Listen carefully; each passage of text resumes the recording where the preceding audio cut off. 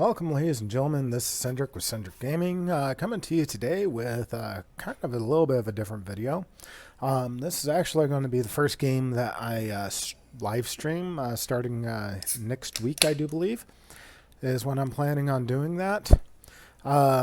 This game is called Baldur's Gate. Came out back in the early or late 1990s, early 2000s.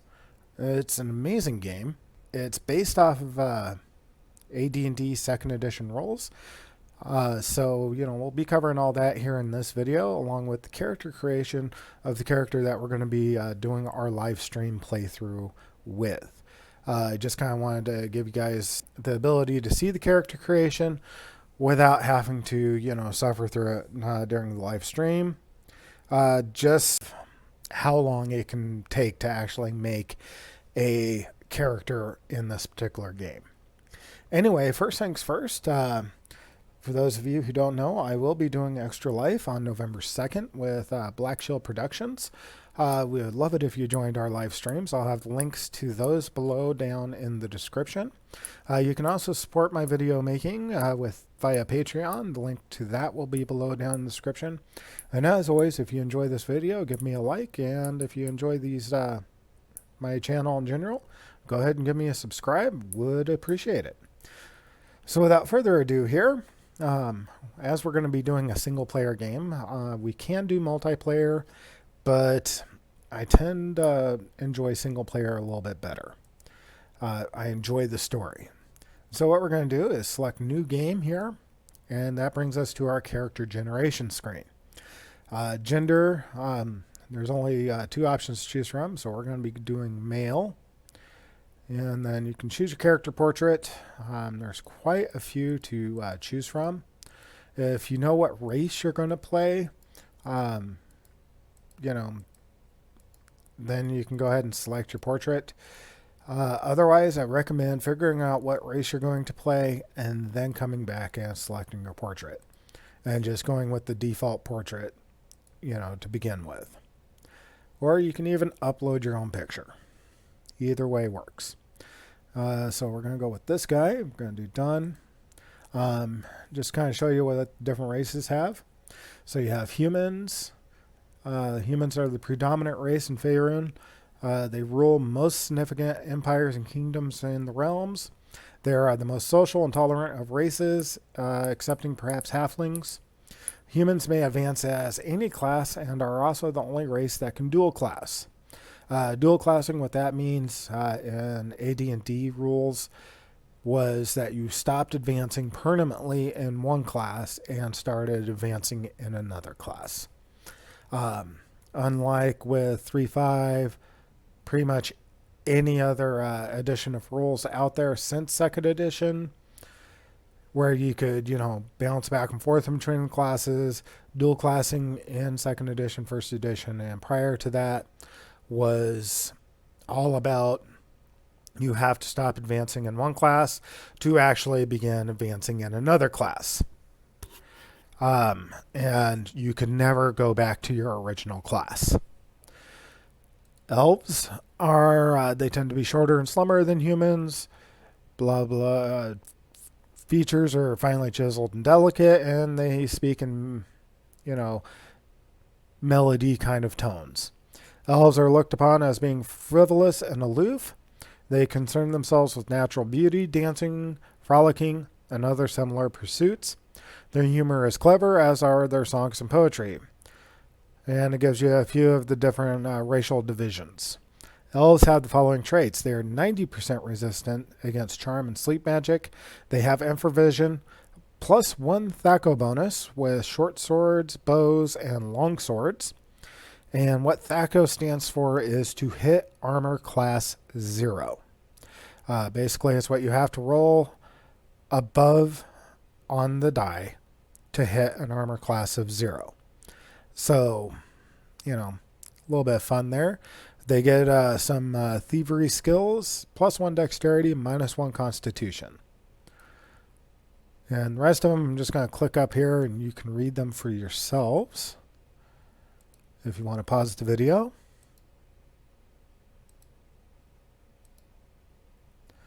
And we personally are going to select human. I'm going to go with a fighter. You have all the different classes here with all their different class features. I go with fighter just because while I may go with another class later, starting off as a fighter gives me a decent number of hit points and a decent amount of weapon skills and the ability to wear heavier armor so that I can actually survive most of what's going to be happening in this game. AD&D rules were very unforgiving when it comes to dying. You have a couple of different options for the fighter. I'm actually just going to go with straight up just regular old fighter. Alignment doesn't really matter too much in the course of the game for the most part. There are certain situations which will cause your alignment to, let's say turn to evil, or if you're evil, turn to good by taking certain actions, and that can cause some experience penalties, that can cause some other penalties. It can also cause certain party members to leave your group, or to actually stay in your group. So there are consequences to it, just not as important as most people believe that it should be. I always go with chaotic good, and then we get into the part that actually takes a little bit. So as you can see, your abilities are kind of randomly, assigned to you. You do have the ability to, adjust them slightly, or you can re-roll. And as a fighter, I definitely want a high strength. And so as you can see, I got a 17 there, but I can go up to an 18 slash, all the way up to 18/00, which is the highest strength that you can have. And so I tend to want to have an 18 slash above 50%. You want to have an okay dexterity as a fighter, because your full plate, you can still get a AC bonus from your dexterity. Constitution, that affects your saves. And so you want to have a decent constitution as a fighter.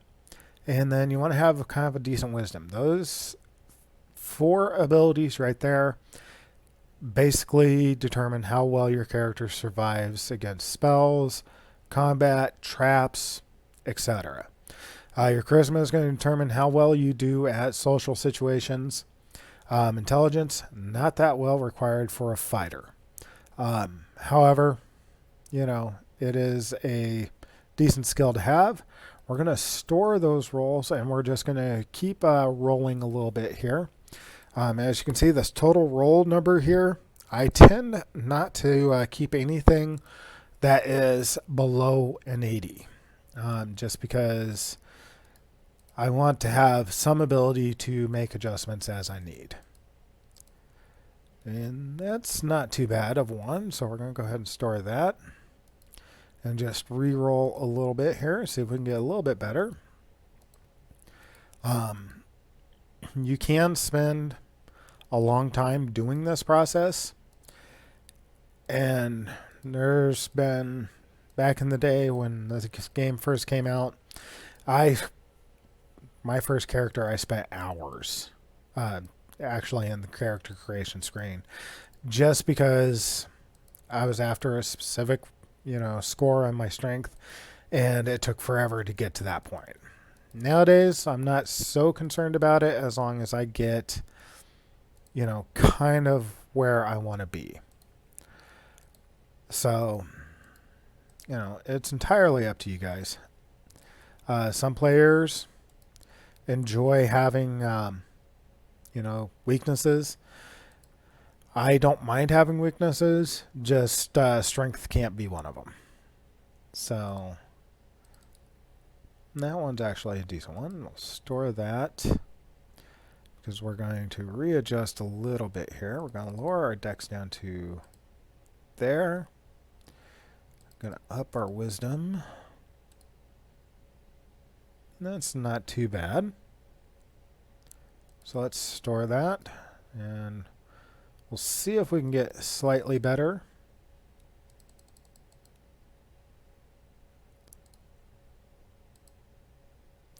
Nope. Now this one, we might be talking here. No. Alright.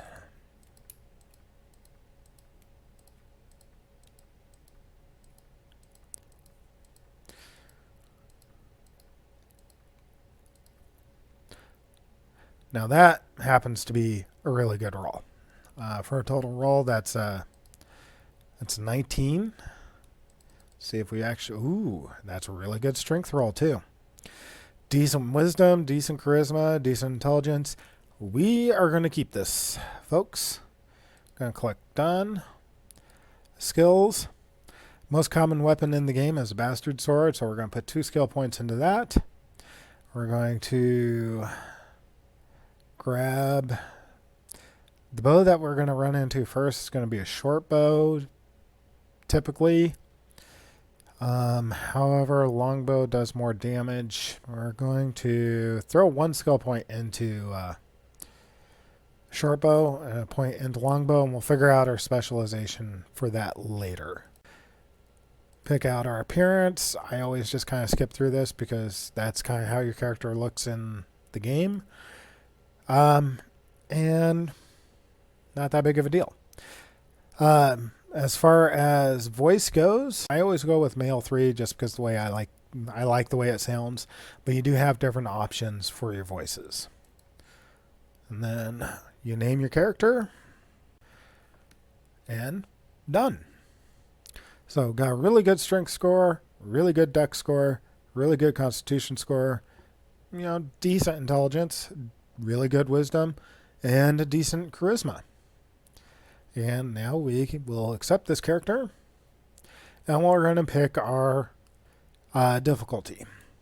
Now we got a couple of different options here. In the original game, you didn't have access to the story mode. You had easy, normal, and then hard and insane. So we got 3 new difficulties here that we didn't have before. You have the story mode, core rules, and then legacy of Ball. We are actually probably going to go with, easy, just because I want to show you guys the, storyline and just kind of walk you guys through that. And so, difficulty doesn't really affect the kind of loot that we can get, and it doesn't really affect the story. Just makes it to where our party can actually survive. Well, actually, let's go with story mode. Just that way we don't even have to worry about death, and we can just continue on and do the story. Do the venture forth. Nestled atop the cliffs that rise from the Sword Coast, the citadel of Candlekeep houses the finest and most comprehensive collection of writings on the face of Faerun. It is an imposing fortress kept in strict isolation from the intrigues that occasionally plague the rest of the Forgotten Realms. It is secluded, highly regimented, and it is home. Within these hallowed halls of knowledge, your story begins. You have spent most of your 20 years of life within this keep's austere walls, under the tutelage of the sage Gorion. Acting as your father, he has raised you on 1,000 tales of heroes and monsters, lovers and infidels, battles and tragedies. However, one story was always left untold, that of your true heritage. You have been told that you are an orphan, but your past is largely unknown. Lately, Gorion has been growing distant from you, as if some grave matter weighs heavily on his heart. You have asked about his concerns as gently as possible, but your queries have been in vain. Your sole comfort is the knowledge that he is a wise man, and you know he will tell you when the time is right. Nonetheless, his silence is troubling, and you cannot help but feel that something is terribly wrong. Today, Gorion has appeared more agitated than ever, and now he has uncharacteristically interrupted your chores in the middle of the day. Imparting hurried instructions for you to equip yourself for travel, he has handed you what gold he can spare, but given no clue as to why. Nevertheless, you now stand before the Candlekeep Inn, ready to purchase what you need for an unplanned and unexpected journey. All right, so that was the opening cinematic there. I will be playing that again during the live stream, just so that, my live stream folks can actually hear it. And so here we are in Candlekeep. This is where we're going to end the video today. And so if you would like to see that, catch up with me over the next week and join my live stream. We'll probably be doing that Monday at about noon Mountain Time. So I hope you all have a great day. Remember, give me a like on the video and subscribe if you haven't already. And y'all have a great, wonderful day.